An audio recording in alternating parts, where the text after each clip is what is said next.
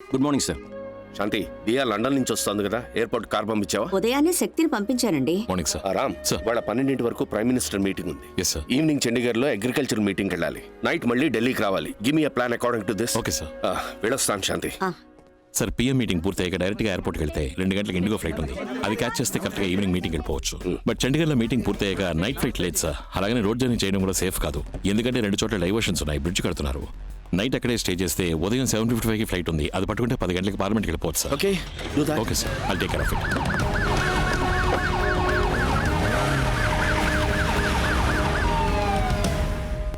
సుందరం, madam, మన శక్తి airport కి correct గానే వెళ్ళుంటాడుగా. సాధారణ శక్తిలా వెళ్ళుంటే పర్వాలేదు మేడం. సార్ కార్లో సైరన్ పెట్టుకుని శక్తిమాన్లా వెళ్ళాడు. ఏం జరగబోతోందో.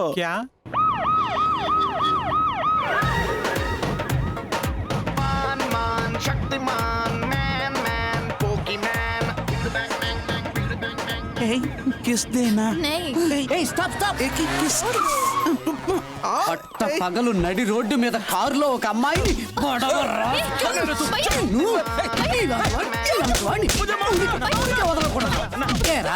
ఢిల్లీ సిటీలో రన్నింగ్ బస్సులో రేప్ చేశారు, ట్రైన్ లో రేప్ చేశారు, ఎగిరే ఫ్లైట్ లో రేప్ చేశారు. ఇప్పుడు ఆగి ఉన్న కార్ లో కూడా రేప్ చేయడం మొదలెట్టారు. ఏరా, ఇక్కడ అందరికి కాలుతున్న ఎండ్లో అండర్వేర్ కూడా చెమట పడుతుంటే మీ ఢిల్లీ వాళ్ళకి రేప్ చేసే మూట ఎలా వస్తుంది రా? పత్నియా? ఎరా, ఒక పత్ని అని తెలిసిన తర్వాత కూడా ఇన్నిసార్లు ముద్దులేవడానికి ట్రై చేస్తున్నావా? వీడు రమాపతి అయితే ఏంటి, అంబికాపతి అయితే ఏంటి, చివరికి జగపతి బాబు అయినా సరే వీడు వదిలిపెట్టినా. ఎందుకయ్యా అతన్ని పట్టుకుని అంతలా కొడుతున్నావు? సార్, ఈ బొండంగాడు ఈ అమ్మాయిని కార్లో రేప్ చేయాలని చూశాడు సార్. చూసారా సార్, పత్నిని రేప్ చేసే వెధవ సార్. ఫూల్, హిందీలో పత్ని అంటే భార్య అని అర్థం రా. భార్య? అవునరా, హిందీ చదివింది ఎదవ. ఇదేంట్రా సైరన్? నేను మంత్రి గారు బామర్దిని. ఇప్పుడు మంత్రికే సైరన్ లేదురా, బామ్మర్దికి ఎందుకురా సైరన్? నీకు మాత్రం ఎందుకు సైరన్? నేను పోలీసురా గాడిద. వెళ్తున్నాను అందుకే. నువ్వు అర్జెంట్ గా వెళ్ళాలి కదా, ఈ సైరన్ తప్పో నేను నిన్ను ఫాలో అవుతాను. శక్తి మాల్లా వచ్చాను, ఇప్పుడు సైరన్ మాల్లా పంపిస్తున్నాడే. రామ్, మ్యామ్, అమ్మాయి వాళ్ళ లండన్ నుంచి వస్తోంది. రిసీవ్ చేసుకోవడానికి వెళ్ళిన శక్తి ఏమయ్యాడో తెలియడం లేదు. నువ్వు కొంచెం ఎయిర్పోర్ట్ కి వెళ్ళొస్తావా? Sure ma'am. నువ్వు తన్ని చూడలేదు కదా, తన నంబర్ నోట్ చేసుకో.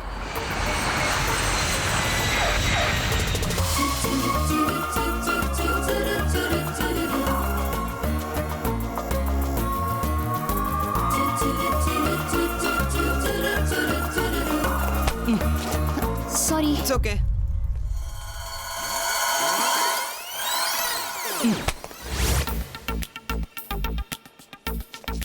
Excuse me. ఎస్. కావాలనే గుద్దారు కదా? లేదే. హే, కావాలనే కదా గుద్దావు? అవునండి. ఓకేనా?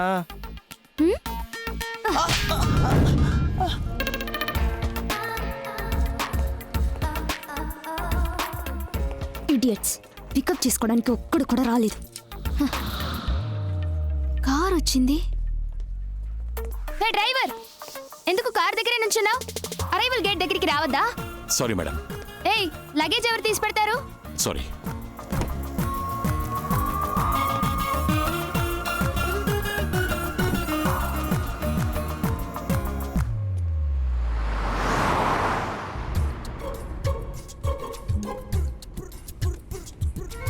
కార్లో ఏసీ వేసుకుని డ్రెస్ తీసుకుంటున్నావా? లేదు మేడం. మరి కూల్గా ఉంది. మీరు వస్తారని ఏసీ వేసి ఉంచారు మేడం. Yeah, fine.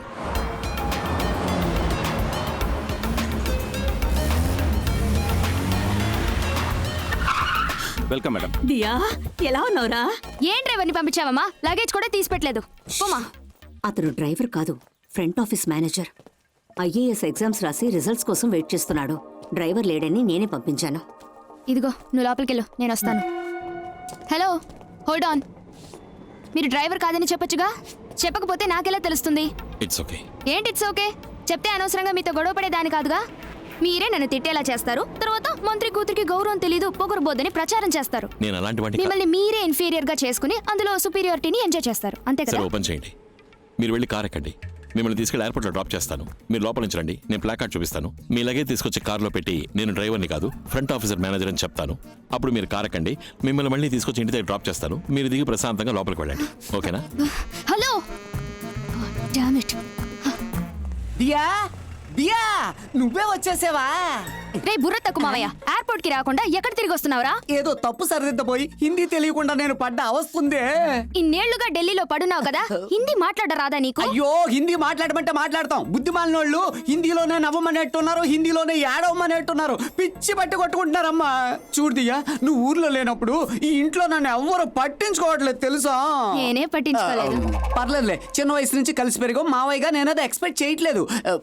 ఇక నుంచి నీకు మేనేజరు, పిఏ, డ్రైవర్, సెక్యూరిటీ అన్ని పోస్టులు నాయే. చించావులే. వీడికి కియా తప్ప ఇంకేమీ తెలిసినట్లేదే. కియా పాపా. రామస్వామి త్వరగా మండపానికి రమ్మని చెప్పు, మర్చిపోకు. అలాగేనండి, మీరు జాగ్రత్తగా వెళ్ళిరండి. సరే సరే. దయచేసి ఇక మీదట తెల్లారగట్ల లేపద్రాం. చెప్పమ్మా. తాతయ్య మండపానికి బయలుదేరారు, నీకు జ్ఞాపకం ఉంది కదా? 7:09 ముహూర్తం, హర్షగార్డెన్లో పెళ్లి. అబ్బాయి పేరు లక్ష్మణ్, అమ్మాయి పేరు మధుమిత. 8:30కి లగ్నం. కరెక్టా? శుక్లాంబరధరం విష్ణుం శశివర్ణం చతుర్భుజం ప్రసన్నవదనం ధ్యాయేత్ సర్వమంగళ మాంగళ్యే శివే సర్వసాధికే. షాదీ రోకో. మీరు ఆపకండి, మంత్రాలు చదవండి. సర్వమంగళ మాంగళ్యే సర్వ. మాత్ మాత్ మాత్ మాత్. మీనాక్షి ఇలా రావే. ఏ మీనాక్షి, ఎవరిని అడిగి ఈ పెళ్లి అరేంజ్ చేశావు? బినా ముస్సే బతాకే మేరే బేటే కో షాదీ కర్వా రహే హో. నేను చెప్పేది కొంచెం ఓపికగా వినండి. ముందు కూర్చోండి. అరే పెళ్లి కొడక, ఊట్ ఊట్ ఊట్. రామ్, నువ్వు బయలుదేరు. ఈ ముహూర్తానికి పెళ్లి జరిగేలా కనబట్టలేదు. తాతయ్య, ప్రాబ్లం జరిగేలా ఉంది. ఇప్పుడు అందుకని 10:30-12 ముహూర్తానికి నేను చేసేస్తాను, నువ్వు బయలుదేరు. దయచేసి ఈ పెళ్లి ఆపకండి. సిగ్గుగా లేదే నీకు? తూనే ముझे డైవోర్స్ కియా, లేకిన్ ఏ మేరే బేటీ హై నా. నా కూతురు పెళ్లి నాకే తెలియకుండా చేస్తావా? ఇది జరగనివ్వనే. నీ రౌడీజం నచ్చకే కదా నేను నీకు డైవోర్స్ ఇచ్చాను. దయచేసి నా కూతురి జీవితాన్ని నాశనం చేయకండి. పెళ్లి జరగనివ్వండి. क्यों रोकते आप? पहले शादी होने दीजिए. आप मेहरबानी करके बैठिए प्लीज. दो गोली का पुलिस वाला मुझे समझाएगा?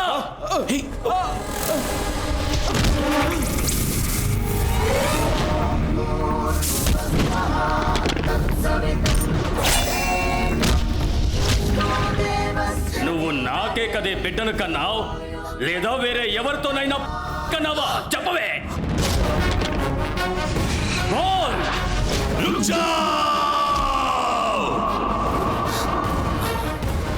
కట్టుకున్న భార్య అయినా సరే రావే పోవే అని పిలవకూడదు. రామ్మా పోమ్మా అని మర్యాదగా పిలవాలి. పండిత్ బయటికి పో. మజా కర్ రహా హై. బయటికి పో. ఏయ్!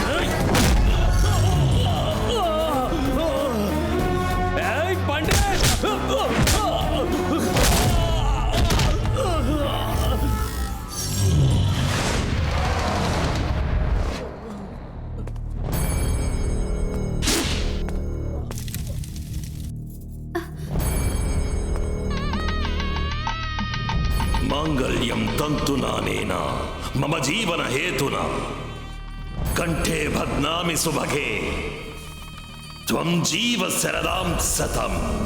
ఈ కోపం నీకు ఎక్కడి నుంచి వచ్చింది? జంజం వేసుకొని నిత్యము గాయత్రి మంత్రం జపించే నీకు ఇలా కోపం రాకూడదు. ఇది మూడోసారి. నేను కావాలని అలా చేయలేదు తాతయ్య. ఆ వయసైన పోలీసు ఆయన నా మీద పడగానే నాకెందుకో ఉద్వేగం, ఆవేశం, కోపం రే, పోలీస్ కేసు అయిందంటే నువ్వు ఐఏఎస్ ఆఫీసర్ అవ్వటం కుదరదురా. నువ్వు ఐఏఎస్ అవ్వాలన్నది మీ అమ్మ ఆశ, మీ నాన్న లక్ష్యం. ఇంకెప్పుడు ఇలా జరగదు తాతయ్య.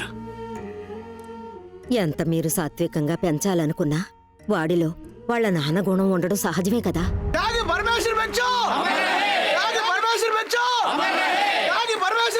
ఈ జిల్లా ప్రజానీకం కోసం త్యాగి పరమేశ్వర భిక్షు గారు చేసిన త్యాగాలు 1, 2 ఎన్నో ఉన్నాయి చెప్పుకుంటూ త్యాగి పరమేశ్వర భిక్షు గారి వారసులు విచ్చేయిస్తున్నారు.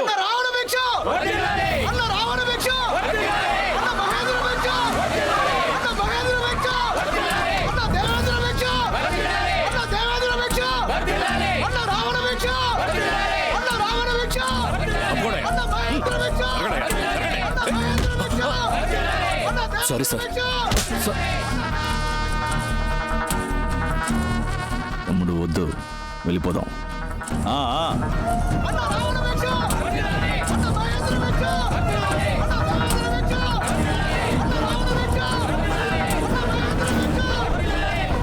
ఇలాంటి వాడిని త్యాగం చేసి ఇక్కడ విగ్రహం పెట్టడం వల్ల ఎన్ని యాక్సిడెంట్లు అయ్యాయి తెలుసా? ఇవన్నీ అడగడానికి మన ఊరికి మంచి కలెక్టర్ రావాలయ్యా. మన జిల్లాలో ఉన్న ఎంపీలు ఎమ్మెల్యేలు అందరూ వచ్చారు, విశ్వనాథ్ మాత్రం రాలేదు. ఆంధ్ర తెలంగాణ 2 స్టేట్స్కి రామ్, వ్యవసాయానికి సంబంధించి అన్ని సహాయాలు కేంద్ర ప్రభుత్వం చేస్తుంది. ఫోన్ విశ్వనాథ్కి. మీరెవరో? ఎవడ్రా నువ్వు? స్వామి. ఎవరు? స్వామి. Hello Swami here. రామస్వామి. మంత్రికి వరా? ఎవరు మీరు? భిక్షు అని చెప్పు. సరే, ఎవరు భిక్షు? సెంట్రల్ మినిస్టర్ ఫంక్షన్కి రాలేదు, డబ్బు పంపలేదు. అది పార్టీ ఇవ్వాల్సింది, నేను ఇవ్వాల్సింది కాదు. కొంచెం వెయిట్ చేయండి. 600 కోట్లు ఢిల్లీ నుంచి ఆంధ్ర దాకా అప్పనంగా తీసుకొచ్చా కదా, ఇప్పుడు ఏంటి? కమిషన్ ఇవ్వాలంటే కాలుతుందా? మర్యాదగా నా క్యాష్ నాకు ఇవ్వు, లేదో. ఈ 28 సంవత్సరాల్లో కేంద్ర మంత్రినే బెదిరించే స్థాయికి ఎలా ఎదిగాడు? ఇండియాలో ఉన్న పెద్ద పెద్ద రాజకీయ పార్టీల నల్ల డబ్బును, వ్యాపారవేత్తలు లెక్క చూపించని అనామత డబ్బును 10% కమిషన్ తీసుకొని కాశ్మీర్ నుంచి కన్యాకుమారి వరకు ఏ ఊరికి కావాలన్నా ట్రాన్స్ఫర్ చేసి ఇచ్చే నీచమైన వృత్తిని గౌరవంగా చేస్తున్నాడు. అందుకని చాలామంది రాజకీయ నాయకులకు, వ్యాపారవేత్తలకు ఇతన్ని చూస్తే భయం.